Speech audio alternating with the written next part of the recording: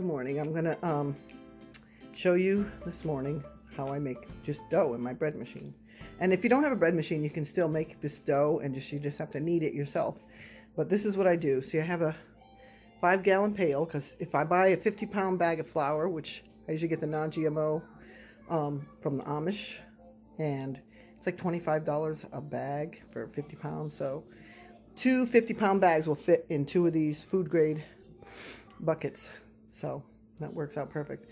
So anyways, I put, usually for a regular bread recipe, I would use 3 cups of flour, but I'm doubling this. I'm going to make just dough.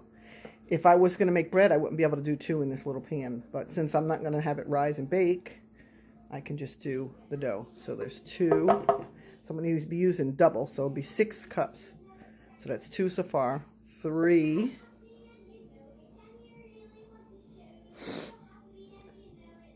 4. 5. And 6. 6 cups of flour. Okay, and I always leave my little cup in there, so I always have it. All right, and then usually it would be 1 cup up, since we're doubling it for dough.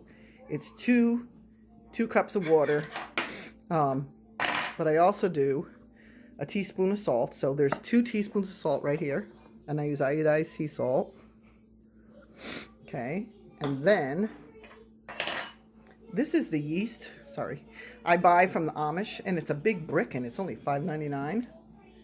And I get it from the Amish store, but I think co-ops you can get them too. But anyways, and then I fill that jar, and that jar was over full when I did it. So, and I do a lot of bread, so you can see it's going down. But I use a good size rounded tablespoon of yeast for each 3 cups of flour. So, okay, and that's it. Salt, yeast, and flour. That's it for the dry ingredients. Some people put sugar, but real Italian bread, you don't put sugar. And this is for pizza dough too.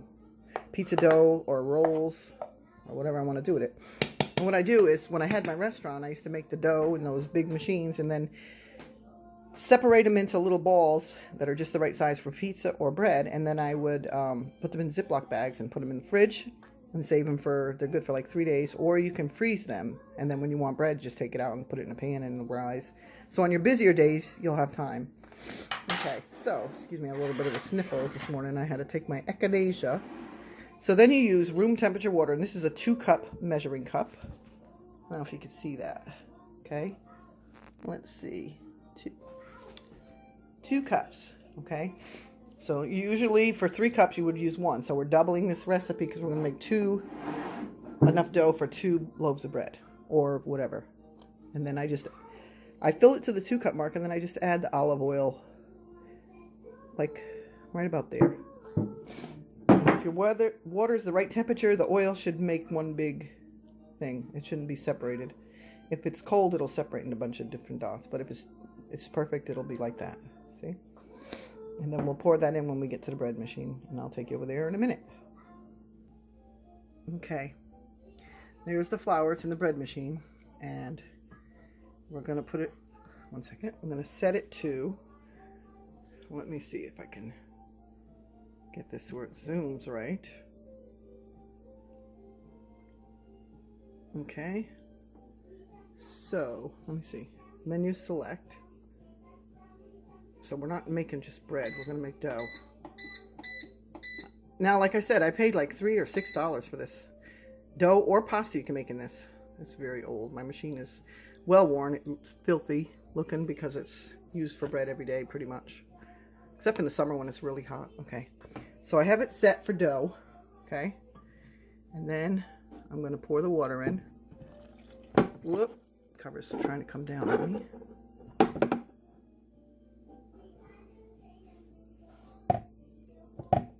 Okay, and then I'm going to push start, and then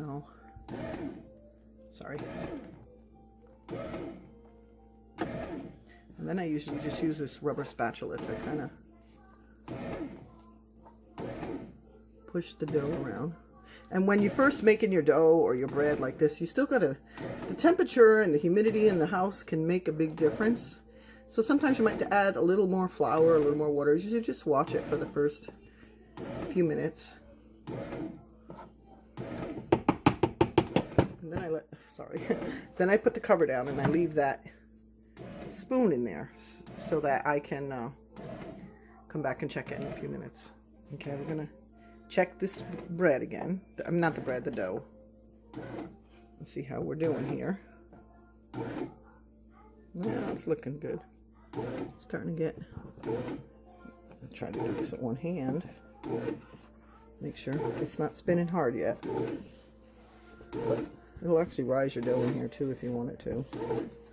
But I like to just separate it, and then when I want it, I'll have it for biscuits or rolls or pizza, whatever I want, a last minute thing.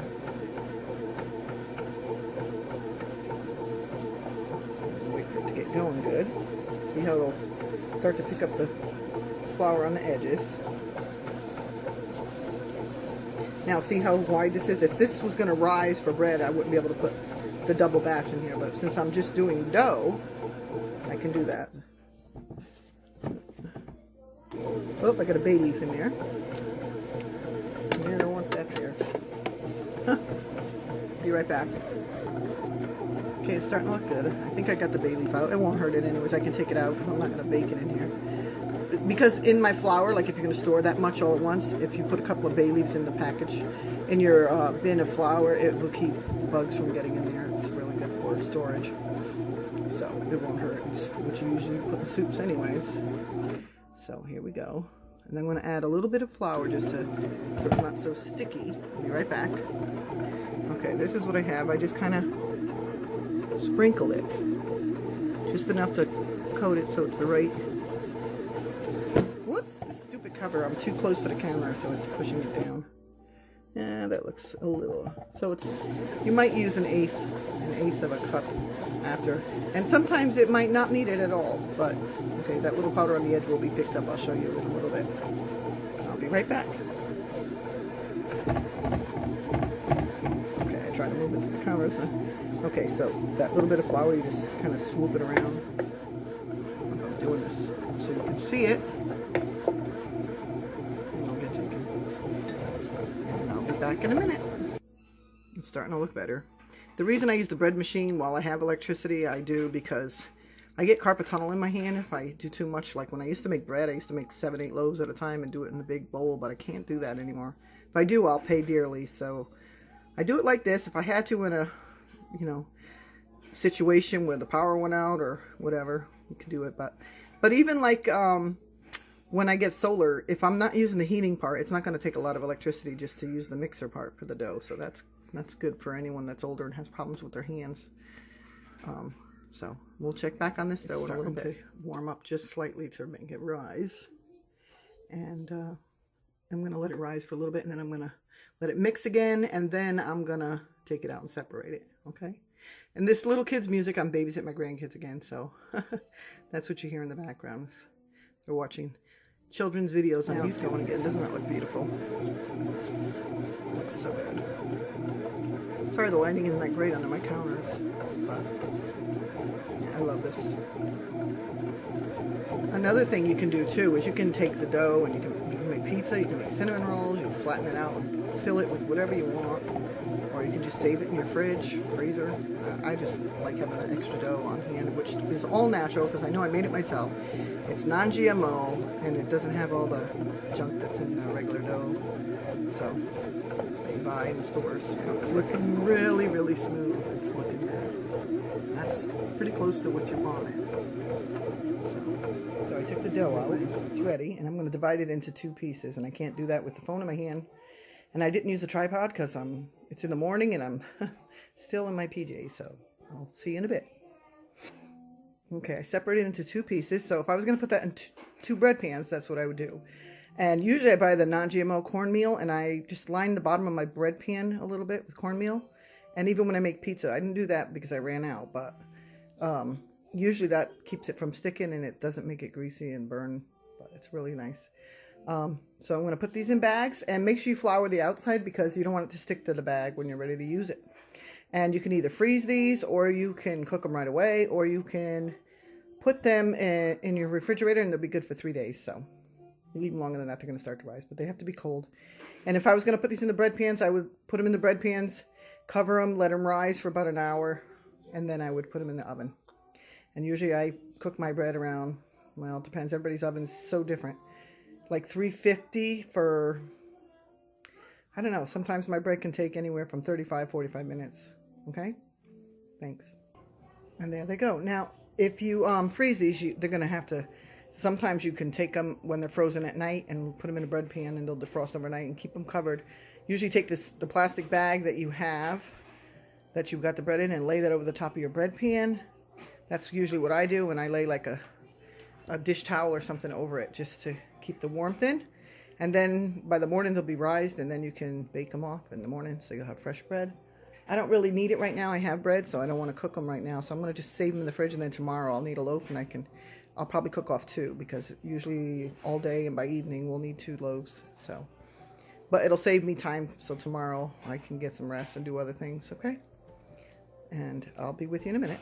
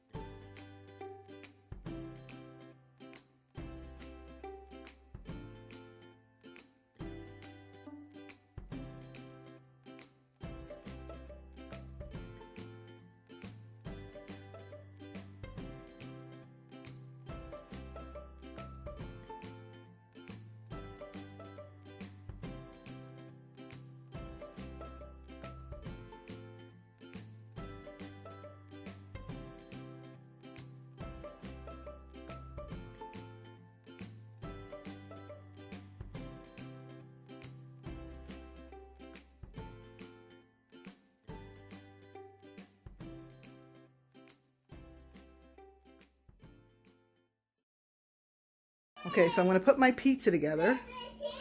Oh, this house is like a nut house. There goes the phone. I'll have to pause this for a second. Okay, the very first thing I do, I don't know about regular restaurants, but this is what I do. Drizzle a little bit of olive oil. Okay.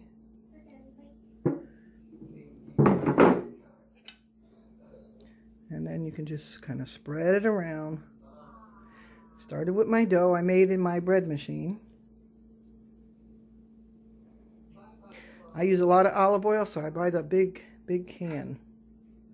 Because I use it in everything because it's healthier. Okay. All right. And then, next we're going to, a little salt. If you can see that.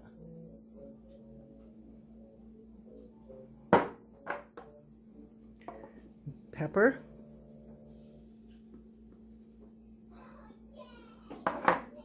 Okay. And then we're going to put some,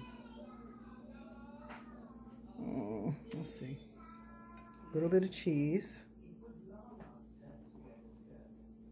I'm sorry. Trying to do this in a weird way again. Just a little bit, because I'm going to put the rest of it on top. Okay. This is not a regular pizza. It's like this is... Actually, if you went, it's kind of like a, these are all fresh tomatoes from my garden, and they were so juicy. I'm like, oh my God. We used to make this kind of pizza years ago. Fresh tomatoes. Now let's do this. Push that there, hopefully. I didn't have enough to can, and I didn't want to start a dehydrating project. So I thought I'd make just some fresh tomatoes on the pizza. This is really good, you'll see. Well, you won't get to taste it, but unless you make it. Okay, sorry, it's going everywhere. And a few little pieces here and there. Okay, this dough is my bread recipe. I'll try to put it up You can make it in a bread machine, or if you feel like kneading it by hand, you can.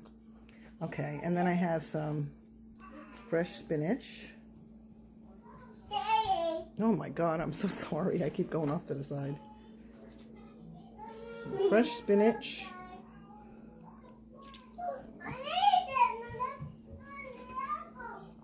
Okay, and then over here I have some fresh herbs. Okay, I'm gonna have to put this down for a minute, and then I'll show it to you what it looks like after, because I gotta strip the leaves off the rosemary and off of the thyme. So I'll be back in a minute. Okay, so I had to crush the garlic, and there is basil, rosemary, thyme, and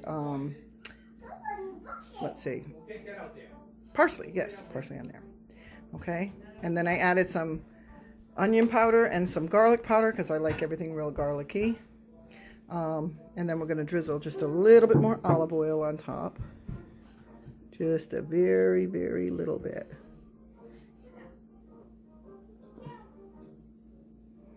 Okay. And a little more salt, but you can always add salt after. I use iodized sea salt. And then the cheese goes on top.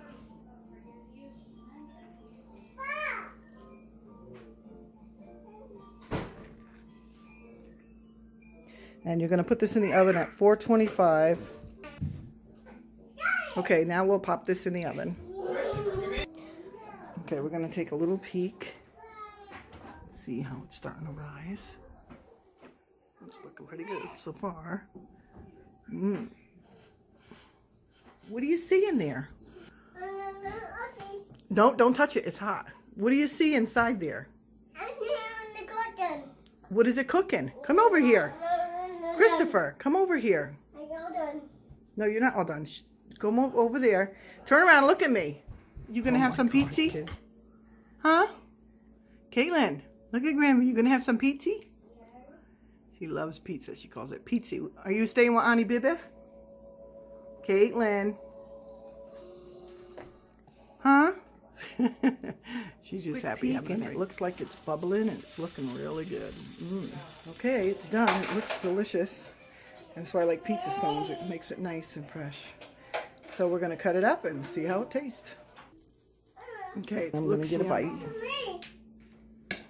Oh God, it looks so good.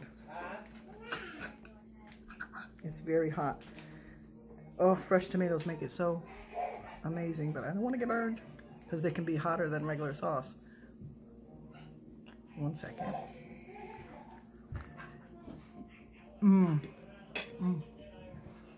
Hot. It's really good.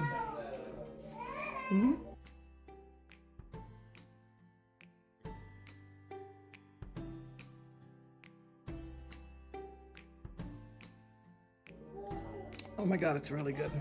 I love it. Well, try this recipe and see if you like it to go with this crowd. Oh well. If you like this video, subscribe to our channel, give us a thumbs up, and we'll see you soon. Have a blessed day.